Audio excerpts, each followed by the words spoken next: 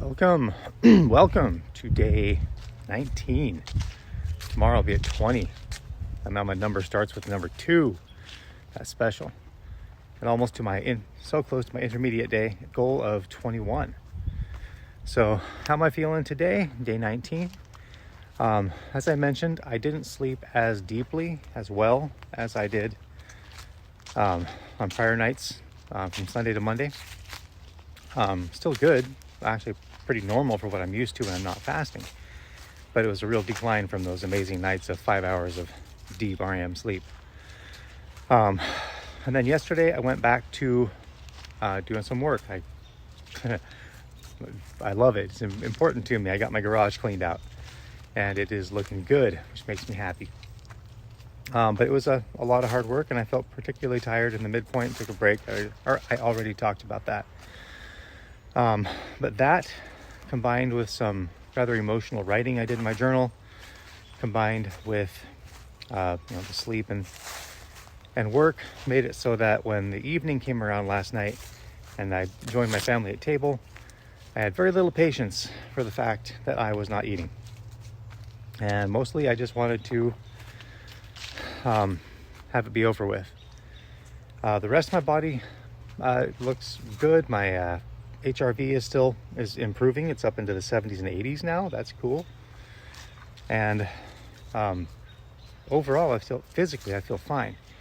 But what last night taught me was that fasting takes effort. Even once you get to this final phase, which I'm finally in, it takes effort. It takes a lot of work to maintain a fasted state. And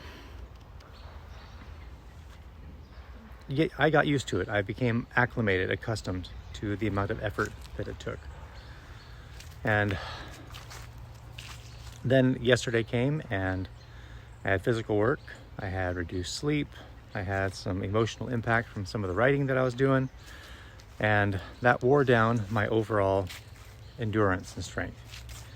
And how that manifested was it showed me that I have to have a certain baseline of strength, mojo, whatever you want to call it, to be able to sustain the effort of fasting. I was under the hope and impression that I would get to the point with a fast that it's just kind of freestyle, easy, that I don't have to work anymore. And it kind of felt like that for a little while. But now I realize it had more to do with being accustomed to that state and not so much actually being in that kind of state.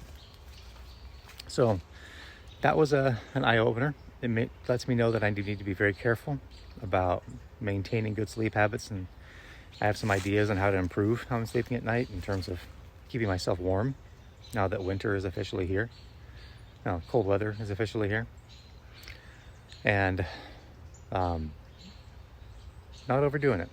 I'm very anxious to get back to work on my projects. So that will take some willpower to balance activities in a way that my body is okay with. Beyond that, I'm feeling good. So I think I'll leave that section right there. All right, so another thing that I'm adjusting, learning as I go, is my electrolyte salt intake. It does cause me to retain a little bit of water, not uncomfortably, but it does. So what I started doing was taking it right before bed, just dissolving straight sea salt into about a quart of water. And I started with a quarter and a half and 3/4. And last night I went back all the way to 1 teaspoon. One of the clues that I'm not overdoing it is it doesn't taste salty to me. There are times when I have enough for too much salt, and it tastes nasty. It tastes like I'm drinking ocean water. But when I'm deficient on it, I've always noticed that it just tastes mild, and there's really no nasty taste to it. But the other clues to let me know that I'm low on electrolytes are obviously lightheadedness. When I stand up and I'm low on electrolytes, I feel it. When I'm energy levels tend to be much more shallow when I'm low on electrolytes. So I upped it to 1 teaspoon, and I'm going to keep doing that every night unless my body gives me any kind of clue that I have too much. So if it starts tasting too salty, or whatever else comes up, the amount of time I go to the bathroom, watching my color of urine and such to make sure that that stays balanced. It's really the only thing I'm giving myself other than water. And again, given my situation of being historically electrolyte deficient, this is important for me to keep in balance. Plus, I want to feel good, and I want to maximize whatever energy and healing and weight loss and awesomeness are available to me. I have tried this fast to be careful about how much time I spend in research and reading about fasting itself. Because in the last time I got kind of hyper focused on it, a little bit myopic, and I lost track of my goals as a result. And that's one of the reasons that I ended it when I did. If I'd done it right, I could have continued. But I was doing a little bit of research last night, and I discovered that some writing up by somebody else who has also done some extended fasting, and they described something I've experienced before called, he referred to it as a healing crisis.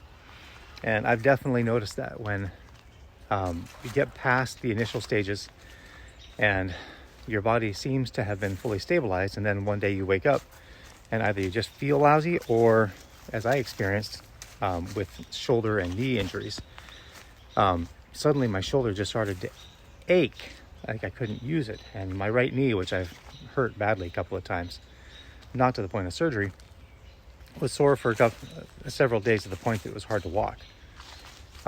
Interestingly enough, that was on the last fast. It hasn't recurred at all this time. And in the meantime, after the last fast, I didn't have any symptoms on either the knee or the shoulder, so they healed.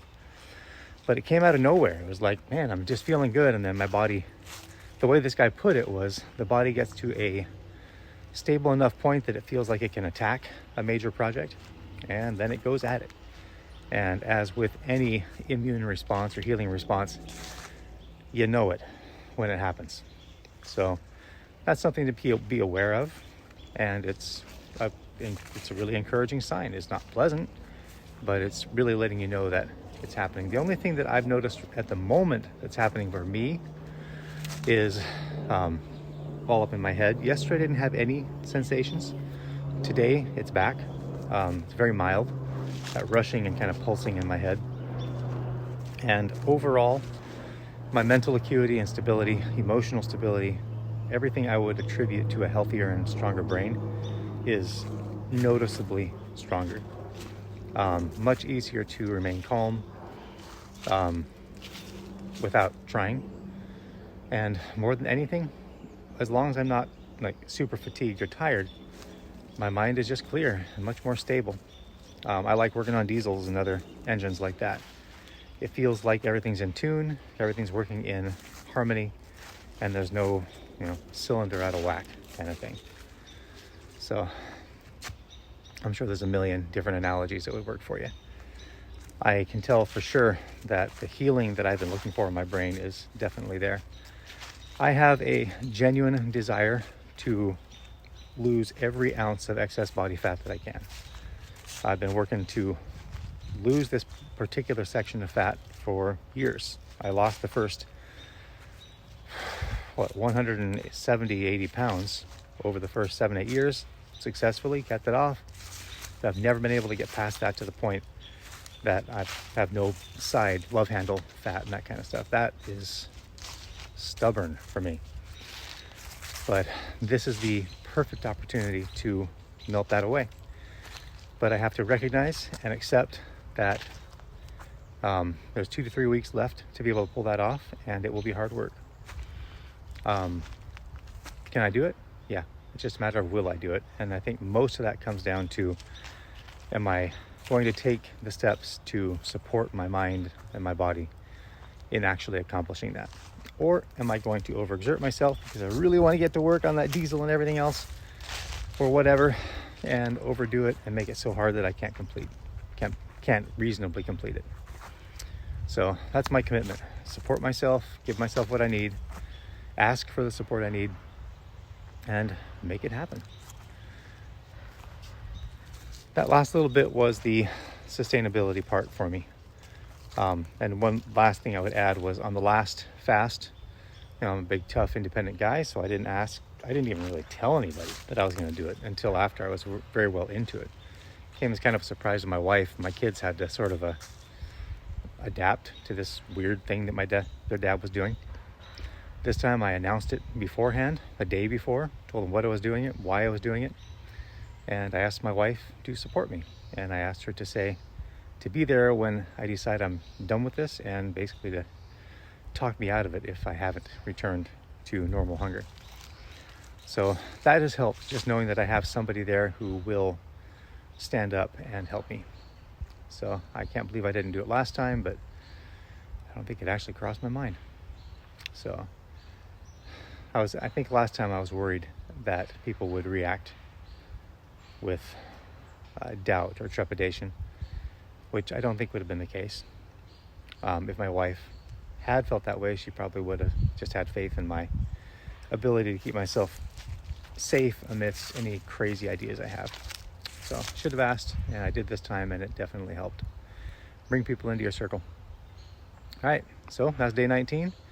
See you on day 20. It's going to be exciting.